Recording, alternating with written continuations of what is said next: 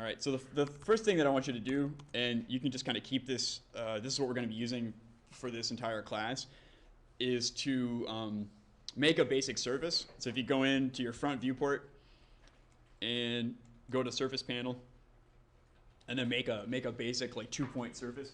And if you look at your coordinates, make it roughly 100 in the x dimension and 50 in the y, or 50 in the z, I suppose. Okay, so we're looking at a front view. Assume this is like a facade, okay? So just, I have here from -50 to +50, and then like 50 high, okay? Scale, just so that we're all on the same scale, okay? So you make a surface, and then we're gonna put in, and I'll actually go ahead and wipe this out for you guys so you can see what I do. So I have a surface. I'm going to put a surface component in, so the black hexagon surface.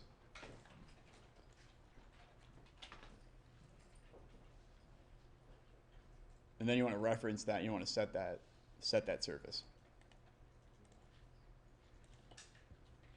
Okay.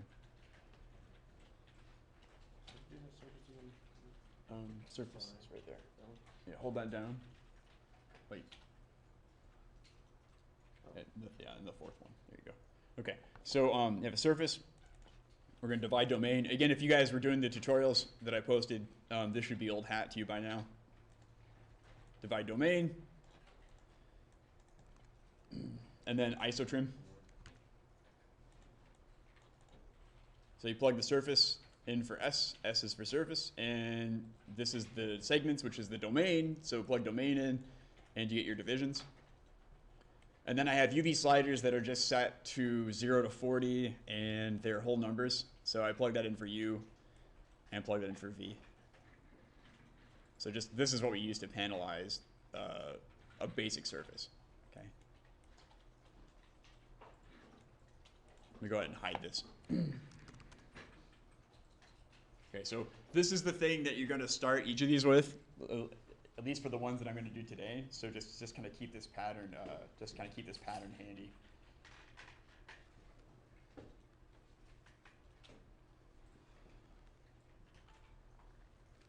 All right. It's important to do the online tutorials so that we can follow these. Okay, so this is the basic structure. What I'm going to do is I'm going to look at the logic of this. I'm going to look at the XYZ coordinates of each of these. And based on that, I'm going to create kind of a window that has kind of like a certain depth. Okay, so to look at the XYZ location of each of these, I'm just going to drop an area component. And so now I get these points, these green points. I'm going to preview this off. I get these green points, and each one of these has an XYZ. And so some of them you can see have. Just drop a panel here. You don't need to do this panel thing. I'm just going to show you. So the Z is 3, and then it's 8, and 14, and 19, and so forth. So this lets me read the XYZ coordinates of each of those points. Okay. Okay. And then what I'm going to do is I'm gonna get these ready so I can extrude them as a window frame. Okay. And the way I'm going to do that is I'm going to do a B-rep components. And it's this little fiery cylinder.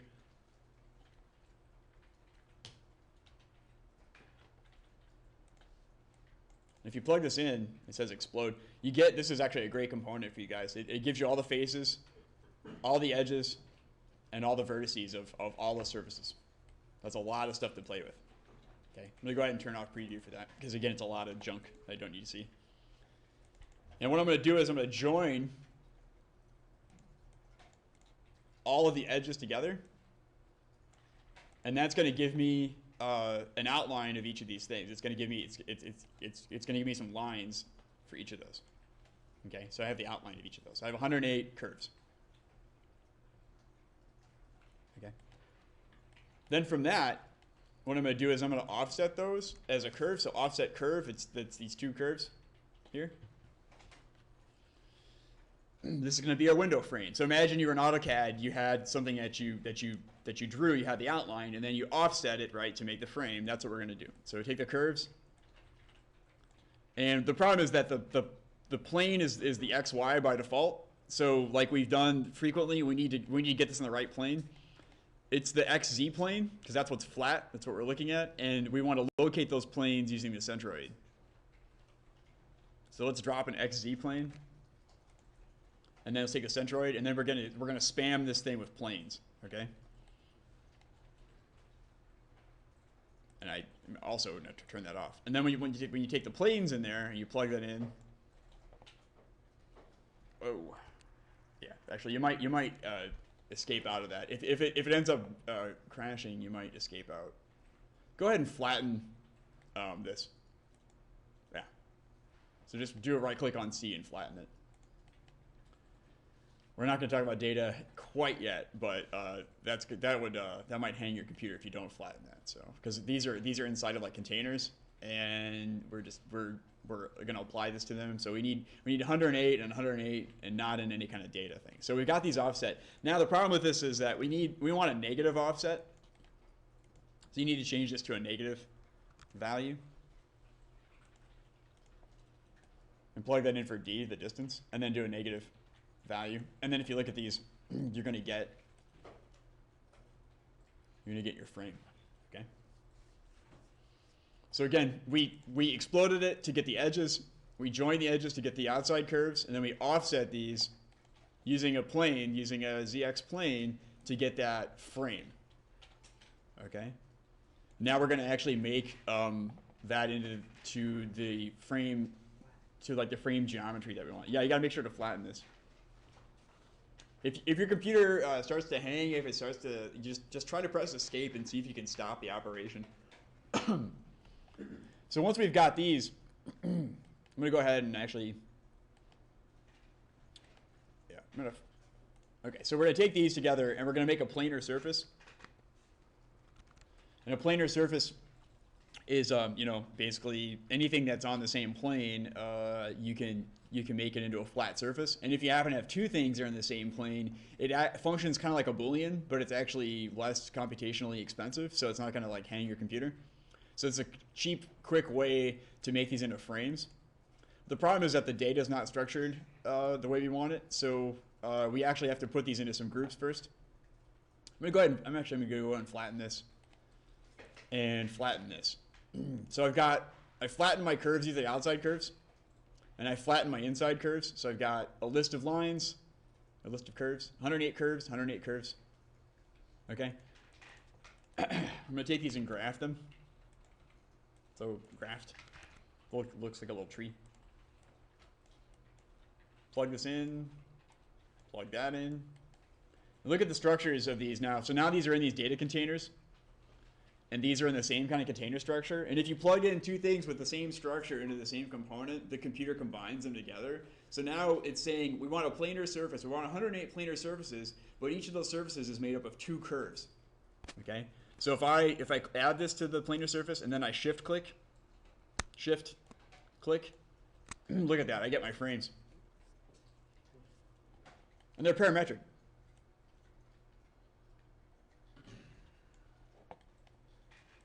And if you wanted to make the windows, right, you would make a planar surface from your offset because that's the inside line, okay? So I've got these.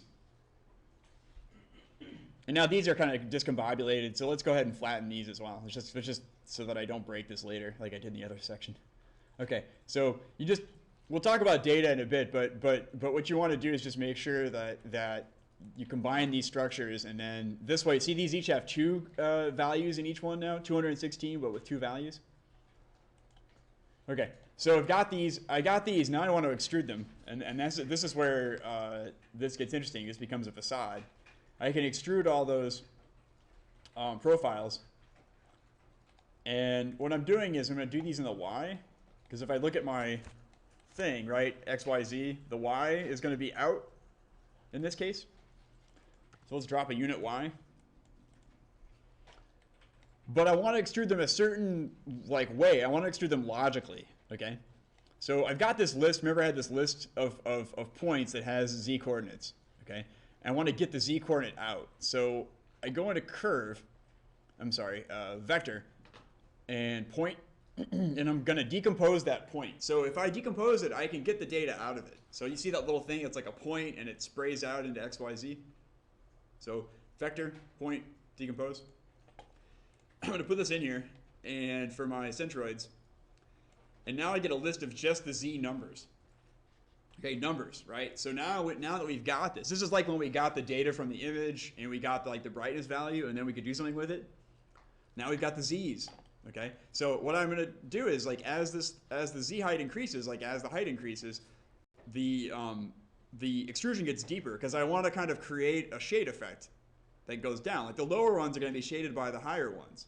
Okay, it's going to be smart. So I got this number, and what I'm going to do is I'm going to remap it. So I'm going to say remap numbers. And I'll take this z coordinate. So I got the values here. Take the z and plug it in for the values. So I got a range of these values. That's what s is going to be. And then a range that I want to map them to. So to find the range of this, I don't even know what the lowest one and what the highest one is. I need to know that. I'm going to go into math. And then drop a min-max component, bounds. Plug this in for z, and now I get a range from 3 to 47. That's the lowest to the highest. And if I plug that in, so I'm going to map 3 to 47 to between 0 and 1. And I'm going to get a range of numbers. So now I've got 0, 0.125, 0.25, 0.375. And then I do that because it's easier to take those numbers, right, from a range from 0 to 1, and then just multiply them by whatever I want my maximum number to be. So then this is better, it's more parametric. So let's just add a multiplication component. Multiply this number by my arbitrary number, like whatever I think the maximum, depth is going to be. And you don't have to do this, I'm just going to show this to you. I'm going to put a panel in. So check this out. So these are my numbers going from 0 to some number, and if I increase this, they go from 0 to 7. Okay, so I've remapped the range of z coordinates to a range from 0 to 7. And if I take the series of numbers and I plug this in for my vectors, so I've got my surfaces, make sure these are flattened, okay, and plug this in, and I get my range. Now these are going in the wrong direction because this is my thing. So what I'm going to do is I'm just going to take this and make this negative f, so that they're in the right direction. So just negative y. There we go. And so again, if I change the slider, so the maximum,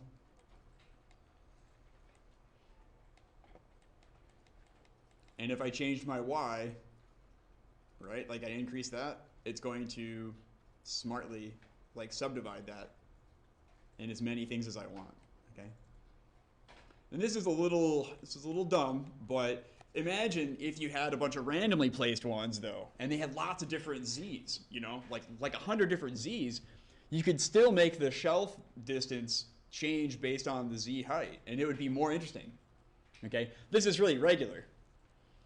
But the logic, the thing I want you guys to understand is that if you can pull some information out about that, what if it's about the x? What if it's about the y? What if it's about something else? And then you can use that to drive the extrusion. And what gets extruded? Is there like a shelf? Is it the whole window itself? Is it the the lintel or something? Like what kind of component of that window are you going to extrude? Are you going to play with? Okay. So depth, we can play with depth in a logical way. Okay. Can you pan your thing over just yeah. see the whole thing? Yeah. So I start off with a surface and I divide it, and then this piece is where I explode it and I get the frames, which are extruded. So this whole top piece is just about getting these frames. And then the bottom piece is about taking the center of each of these windows or frames or whatever, which can be arbitrary, right? And then getting the z information from it. I map it from a value from 0 to 1, and then I multiply it by some number, and then I extrude in the negative y to create my facade. Okay. What's the B and D one that you typed in? V and D. B and D, the one that Oh, B and D. Yeah. This is the bounds. So it takes a series of numbers, and it returns the bounds. So it says what's the lowest number in that set and the highest number in that set. So it's very useful for when you're mapping something, because you might want to know what that range is. And the way it's weird because it's called bounds, but the icon says min max. It's under math domain min max. Yeah, the interface for Grasshopper is not the best. All right, so if you want to save a copy of that for yourself, you can call this like depth logic. And go ahead and erase everything except for your initial thing. You just delete that stuff.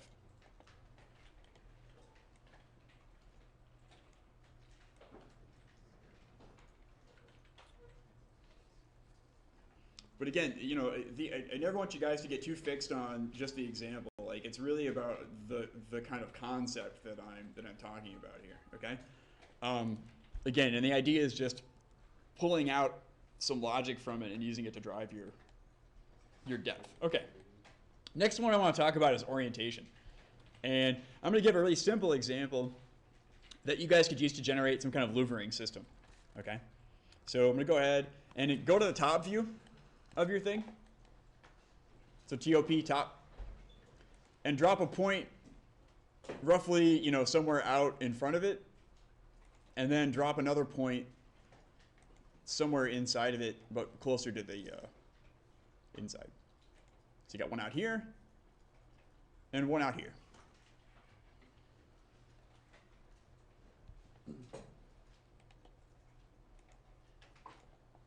What we're going to do is we're going to make a really rough kind of sun logic. So this point is the sun. And it's just going to rise and set. It's going to go up and down.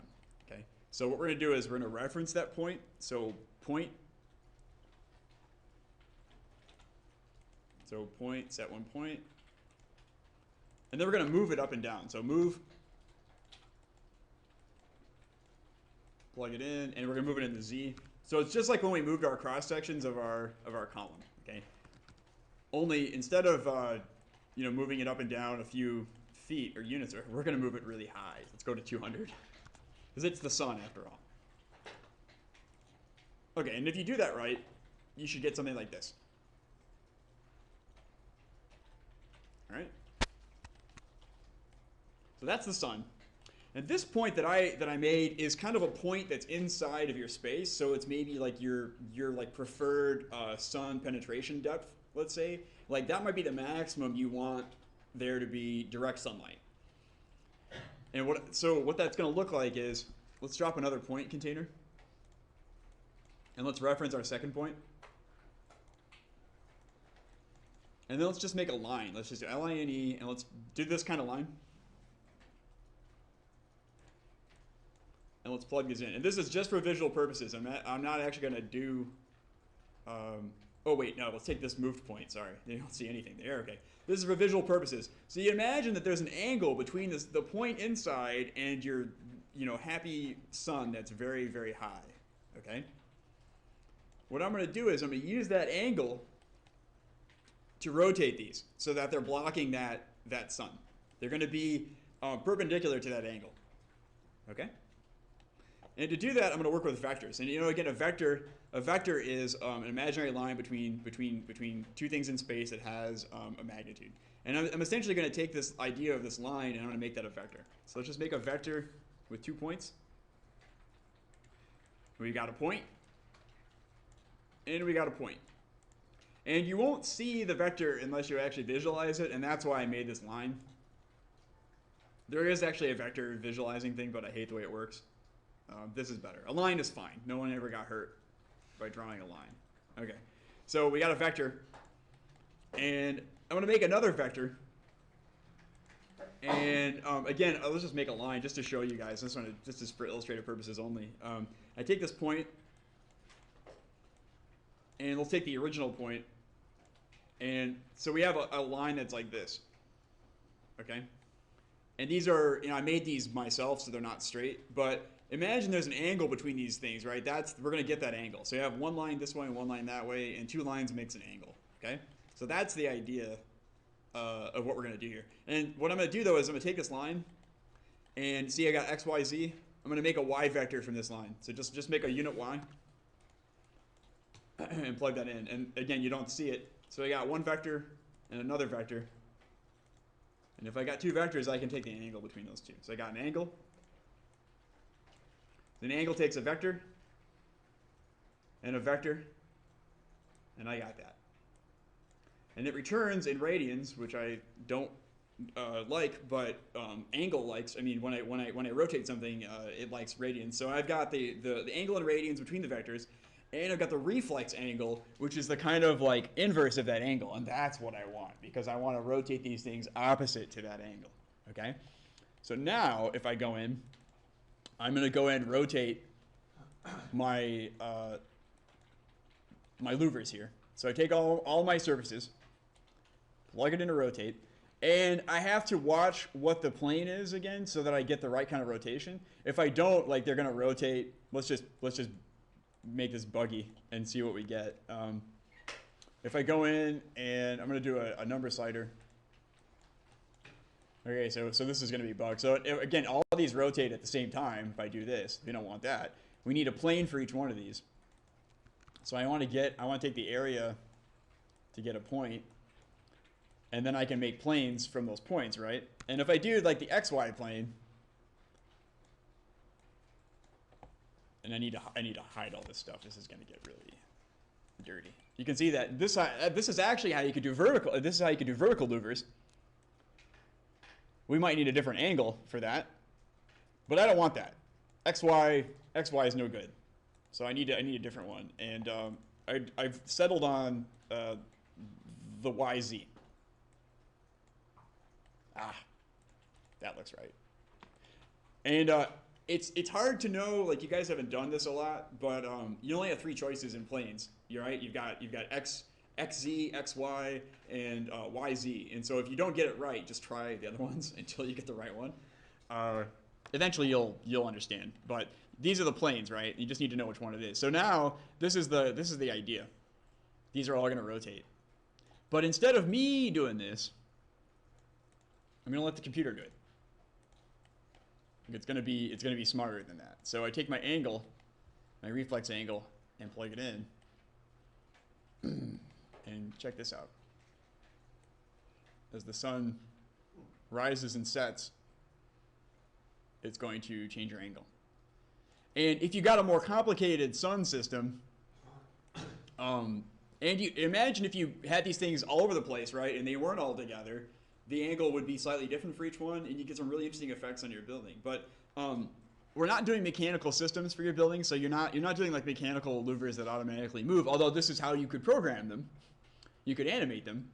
But what you could do is you could figure out what the average like height of the sun is throughout the year, and then you could adjust your louvers to match that angle. And so that for most of the day, for most of the year, you're going to be blocking most of the direct sun in your building.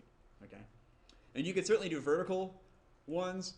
And you could do horizontal ones, like I showed you, if you change the plane and you change the logic of the angle. Because remember, the sun moves in an arc, right? So if you did an arc for that, you could also adjust those.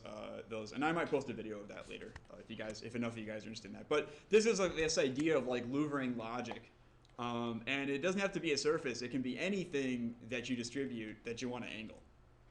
Okay. It could actually be the window itself. It could be in a little pod and the whole thing angles or something. There's all kinds of things that you could actually think about. Okay, so orientation, right? So we talked about depth and we talked about orientation. Okay, and the last thing I'm going to talk about is how to work with different kinds of openings in your building. And this one is a whole lot of fun. So let's go ahead and erase everything except for our thing. Save a copy for yourself if you'd like.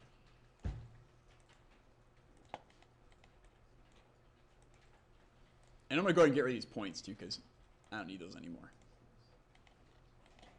And let's go back to our good old, trusty divided surface.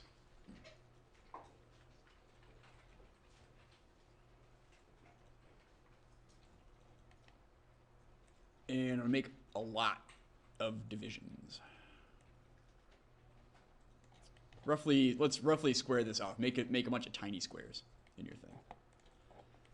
Okay. And what we're going to do with this is what's called what's called like an attractor, and you can find tutorials for this. This is kind of a thing that people like to do with Grasshopper, but an attractor is basically you have some kind of a point, and based on the distance between that point, you can change a variable. And this is kind of like some of the sketches we did with like the artificial life systems. So I'm going to take my surfaces, and I'm going to find points in the center of them. Lots and lots of points. Okay, so take an area component and do that. Okay, and I'm going to make a point somewhere. Okay, so take a point and just drop one. And I'm going to make a point container. And I'm going to reference my point. And you don't have to actually make a point. You can actually just put a point container out, and then you can say set a point. But the advantage of this is that if I go back and I move that point, then it's always going to stay updated. So that's kind of nice. Okay, so I got a point. And what I want to do is I want to find the distance between my point and all of these points. And I get a range of distances. Okay. Okay. And what I'm gonna do with that is I'm going to divide that by some number. So add a division component and a number slider, because these are really big numbers. So plug this in, and I get, actually, no, I'm sorry, yeah, and I want to make this big. So this is going to be a big number. I don't want to divide it, yeah. Make these numbers, wait a minute, yeah. Make these numbers nice and small. Okay, so I'm going to take that, and then I'm going to, there's a component called minimum, and it returns the lesser of two numbers. And I'm going to put a basic number slider into that, and then we'll plug these in. And what this is that if this number is, it's going to basically floor the numbers we have. And this will come in handy in a second here, okay? Then what I'm going to do, and I'm just going to do this really basic. You can do lots of things. I'm going to put a circle in. And I'm going to put circles at all of these points. Oh, and they're in the wrong plane again. So I got to do, what, a ZX plane? XZ plane. So let's put a plane in for that. Oops, wait a minute. The wrong plane. What am I doing here? Oh, wait, I plugged in for radius. That doesn't work. Okay. Yeah, now they're good. And actually, that's pretty good size. So radius of 1.0. And if I take this and plug it in, I need to adjust my size here.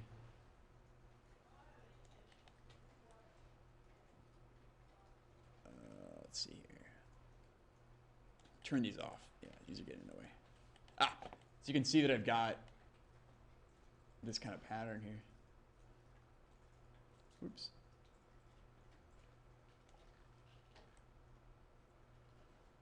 So if I adjust my minimum, and I adjust my, so this slider here is going to adjust the area of effect, and this slider here adjusts the maximum size of each of these. So it's going to give me a greater kind of range of these things. Okay, did you guys see that? It looks better, this way. Let's turn this off. So you just have to kind of mess with it a little bit to get the right set of numbers here. But so again, this is the you can see like the area of effect of it. It's like a ripple in a pond. And if I move this, you get a different distribution. And then you could go through and you can make a planar surface with the edge of that original surface and all of these circles, and that would give you perforations. But you could say, Nick, I want these to be bigger and I want these to be smaller. Like I don't like that. I don't like that pattern so much. What you can do, it's real easy, is just take it and do a subtraction component and plug this number in for B, and then just make A 1. And you're gonna, I have this problem. Whenever I do this in the video, it's just because it's off my screen here. Okay, set data to 1. So I've got 1 minus my number, and that gives me the opposite. Huh? So you might like that better. So that might be where the sun hits it, or you know, you might want lots of light, so you can open that up. And you know, these things might be really like lame. You might say like, oh, I don't want any of these tiny openings. Like I want something that's actually an opening. You can take those circles as a and you can do a cull pattern. So take my list of circles and plug them in, and then I can do some logic. I can put in my operator, and I can say, okay, so if something is smaller than a number, so let's take all these numbers, and if they're smaller than, well, let's just plug a slider in. Forget having to know what it is. We can do it visually. If it's smaller than like a tiny number, see this, and this says true false.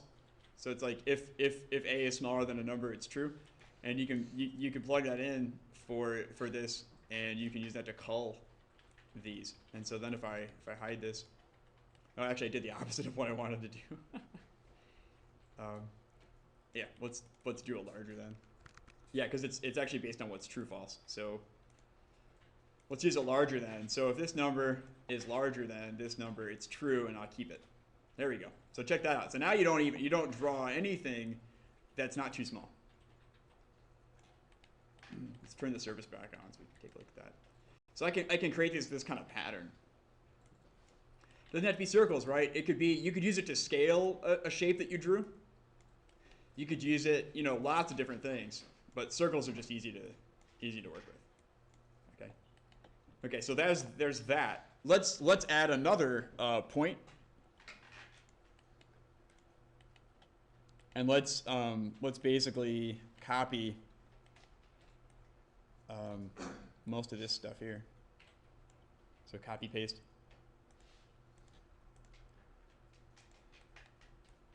And let's set this to the other point. Okay, and so what I'm actually going to get, and these are the same, using the same sliders. I get another list of things. Okay, and what I'm going to do is I'm going to disconnect this. And I'm going to add these. I'm going to add these together. So now it's actually based on 2 points.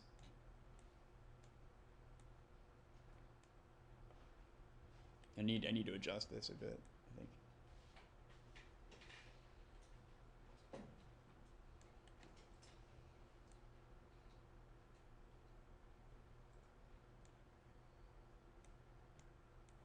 Ah, it's broken. Okay. Let me go back and. I don't think the point ever set. Did I not set the point? Oh, maybe I didn't. Ah, yep, good point, Luca, thanks. Yeah, so now if I got these two, let me go back and adjust my, so you can adjust this, and you can get these interesting patterns here. And if I go back and I cull some of these, so you can get these to kind of merge together a little bit into different, so you can add, and you can add as many of these as you want, as long as you keep putting them together and then adding them, and then you can adjust your slider. You can get different effects. It's like a real close window there. Okay, so oh yeah, and I need to plug these both in. That's my problem. Ah, yeah, so I can get really tight window there. So I can maybe fuse these together at some point. Okay, so this is a way that you could do that. Okay, so this is basically just this kind of like attractor logic, and there's lots of different things you can do with this, but it's based on the distance between each of your objects and some arbitrary point. Okay, and that could be any point in space, and that point could be the sun, or it could be a ray from the sun to your surface. Okay, so this is a basic attractor logic. And since we have a little bit of time, I'm going to show you one last piece of this logic. So I'm going to keep my circles and things. And I'm just going to get rid of all this stuff. So go ahead and save that if you'd like. And I'm going to get rid of my points, because I don't need them.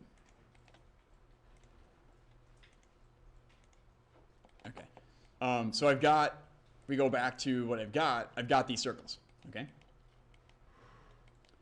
Now what I'm going to do is put in an image sampler. And this is a problem because you guys don't have this, but just kind of bear with me here. You guys don't have the image I have. So if I do like a double click on this, I can load some image that I have, and I just made this in Photoshop with like the airbrush. It's just a grayscale image. You can use any picture that you want. And what this does is like what we've been doing in processing. It actually is going to extract brightness values or you know, green or blue or anything from that, and it's going to return that as data for us. Okay. So this is my image. And note that the image in this case is roughly the same kind of like dimensions as the surface I'm making. You can play with that. If you have a different surface, it might if you have an image that's got a different aspect than your surface, maybe something interesting happens, or maybe you need it to be the same aspect. Okay. But first things first, I need to find out what the dimensions are of my surface. So if I plug in a dimensions component, I can get, actually I'm going to do this. This is a good trick too. I'm going to put panels in here and make them very small, relatively small. And I get a number and make another panel and I get another number. And so my surface is 101 units across and 50 units tall, which is about what I want it to be. And that's going to matter because when I go into my image mapper, I need to set the domain of it. So because I basically need to map something that's in space in this space to something that's in this space. And so I just go in, and instead of 0 to 1, it's actually going to be 0 to 101, you know, 0.4, and 0 to 50.22. Okay, so these are going to match this. Okay, and that's going to return something for me. And then what I'm going to do is I'm going to do that closest point on the surface that I showed you guys, because I want UV coordinates, and then I'm going to get the data from the image at those UV coordinates. So let's take these points for this surface, and I get all these UV points. And then if I plug it into the mapper, let's go to my panel. I get the data from 0 to 1, you know, 0 being dark and 1 being bright, and I get all this data. And then you guys know what happens next. I take that data and I plug it in for the circle radius, and I can get a map of this thing. Okay, so let's go ahead and hide this here. So again, I'm just going to multiply that by some number. Oh, I can't. Actually, let's just go ahead and plug it in, I think, because these are already, yeah. So there you go. My image is my map. And I could make that surface perforations as well. It doesn't just have to be that, though.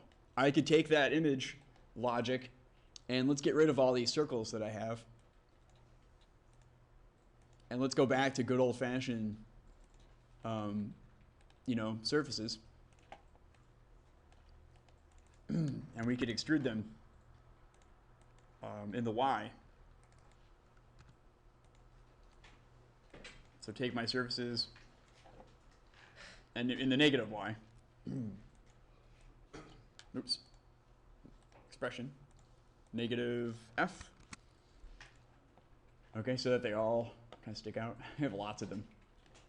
And then let's take this, and now the multiply comes into play, because I'm going to extrude them, you know, by some maximum. So take my 0 to 1 logic, and I multiply it by some number to get bigger numbers, and then I plug that in for my extrusions. And I get a surface. Let's go ahead and hide all this stuff. And I get a three-dimensional surface. I don't know if you guys can see that. Okay, that mimics my my map of the image.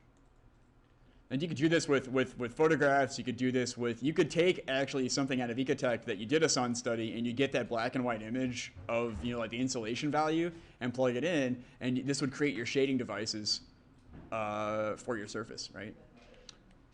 So again, this is just the idea of there are lots of ways, just like in processing, to extract numbers from something. You could extract something based on the coordinates. You could extract something based on an angle.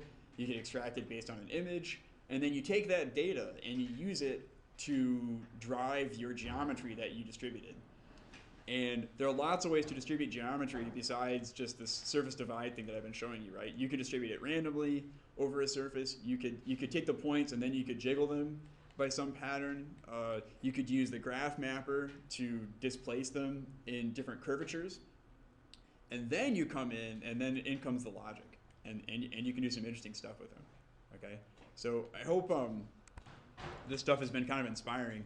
Let me know if you guys have questions about your particular project, if there are things that you're interested in doing, and we'll see if we can't make that work for you a little bit better. But again, your homework, which I'll post after this lab, is basically to do a study of your building element.